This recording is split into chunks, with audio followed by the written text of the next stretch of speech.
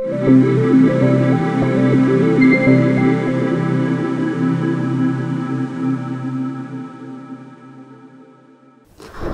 generasi smart, mau tahu cara menyelesaikan soal-soal sejarah materi masa penjajahan bangsa Eropa dengan mudah?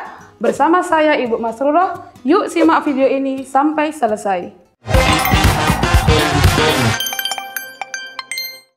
Soal nomor 1. Dampak negatif sistem sewa tanah pada masa pemerintahan Gubernur Jenderal Herman Willem Daendels tahun 1808 sampai 1811 adalah A. Ditariknya Daendels kembali ke Belanda dan digantikan oleh Jansen.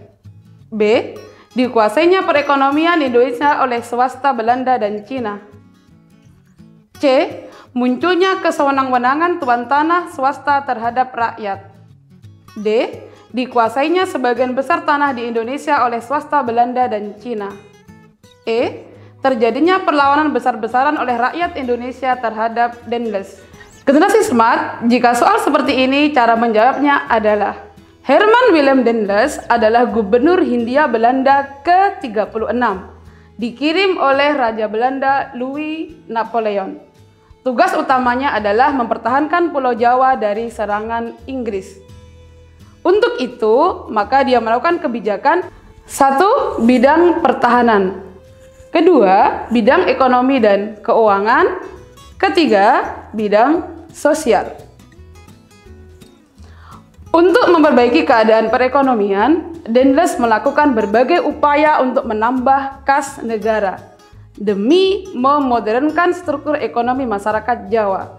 Daendels menganggap bahwa tanah di seluruh Jawa kecuali milik raja merupakan tanah milik pemerintah, sehingga Daendels menjual atau menyewakan tanah-tanah itu kepada pengusaha Belanda dan Cina. Sedangkan pada masa itu, pada awalnya terdapat undang-undang yang membatasi para pemilik tanah atas buruh-buruh yang tinggal di lahan pedesaan tersebut. Tetapi undang-undang ini kemudian dihapuskan. Dengan Daendels menyewakan tanah-tanah kepada pengusaha Belanda dan Cina, separuh penduduk Jawa semakin sengsara akibat menjadi buruh yang bisa diapakan saja oleh tuannya. Jawaban yang benar pada soal ini adalah C, yaitu munculnya kesewenang-wenangan tuan tanah swasta terhadap rakyat. Latar belakang pelaksanaan sistem tanam paksa atau kulturstelsel oleh pemerintah kolonial Belanda di Indonesia adalah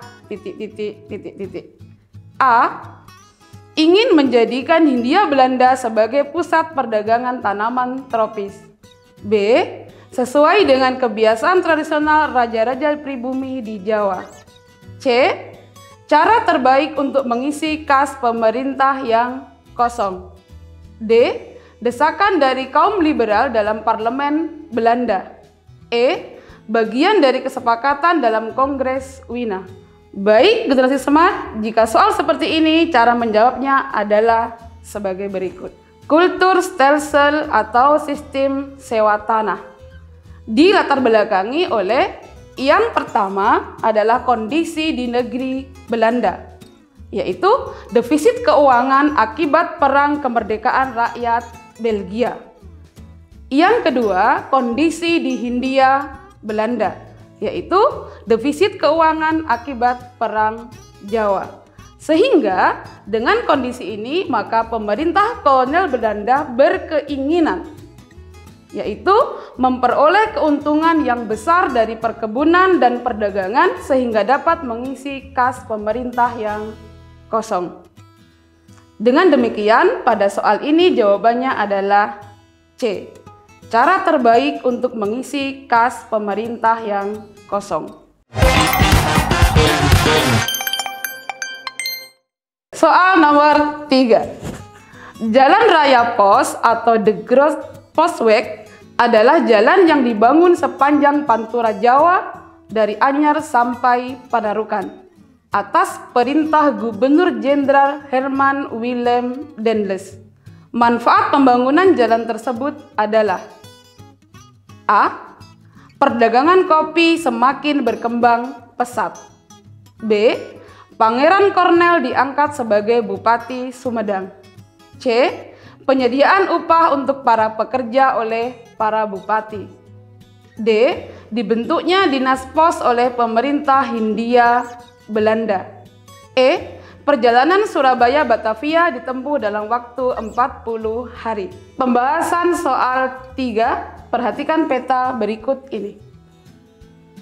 Jalan Raya Pos Anyer Panarukan dibuat dengan tujuan yang pertama, membantu penduduk dalam mengangkut komoditas pertanian ke gudang pemerintah atau pelabuhan. Yang kedua, untuk kepentingan militer. Sehingga kemudian dibangunlah jalan ini, yang ternyata jalur Anyer Batavia telah ada sebelumnya. Yang kedua, dimulai pada bulan Mei 1808 dengan membangun jalan dari Buitenzorg ke Cisarua dan seterusnya sampai Sumedang. Ketiga, pembangunan dilakukan dengan kerja upah 10 sen per orang per hari, ditambah dengan jatah beras dan garam per minggu. Denles menyediakan dana Rp30.000. Keempat, Denles meminta pada pengusaha pribumi untuk menyediakan tenaga kerja dengan sistem kerja yang berlaku di masyarakat waktu itu, yaitu Herendisten atau kerja wajib untuk raja. Dan para bupati menyediakan pangan untuk para pekerja. Kelima, pembukaan jalan Surabaya Panarukan karena wilayah timur berpotensi untuk produk tanaman tropis selain kopi seperti tebu dan nila, serta kemungkinan Selat Madura digunakan sebagai pendaratan pasukan Inggris. Dari proses pembangunan jalan Anyer Panarukan ini berdampak yang pertama, lahir peraturan tentang pengelolaan jalan raya. Kedua, hasil kopi dari Priangan semakin banyak yang diangkut ke pelabuhan Cirebon dan Indramayu. Yang ketiga, jarak tempuh Surabaya Batavia yang sebelumnya 40 hari bisa disingkat menjadi 7 hari bahkan 5 hari. Pengiriman pos Batavia Semarang menjadi 5 sampai 6 hari. Sebelumnya 14 hari di musim kemarau dan 3 minggu sampai 1 bulan di musim hujan. Keempat, terciptanya kelompok perdagangan perantara. Dan yang terakhir, terjadi mobilitas penduduk yang berdampak pada segala bidang. Sehingga jawaban pada soal ini adalah yang A. Perdagangan kopi semakin berkembang pesat.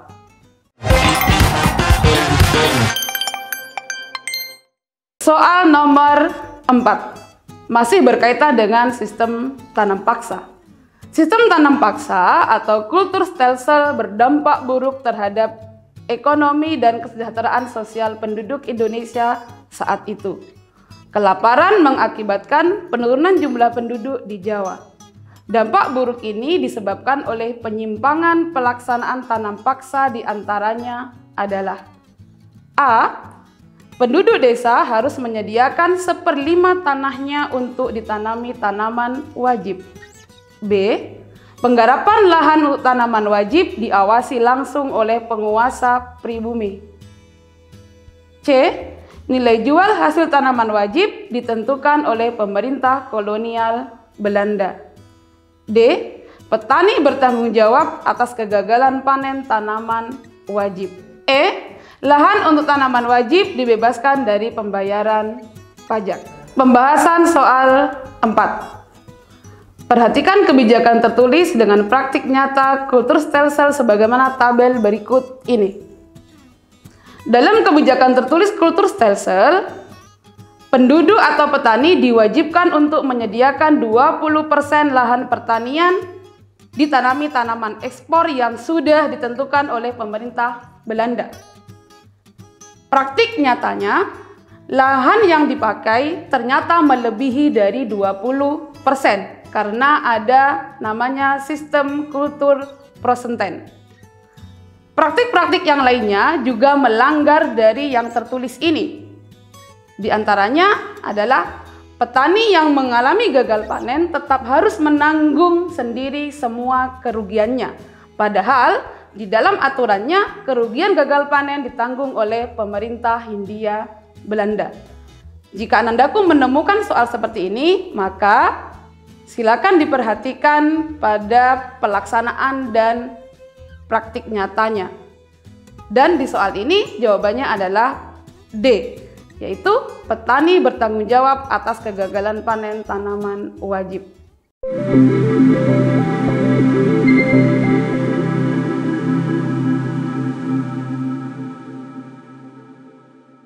Semoga membantu ya generasi smart. Sampai ketemu pada pembahasan soal selanjutnya. Salam Smart School. Generasi smart, berkarakter, cerdas.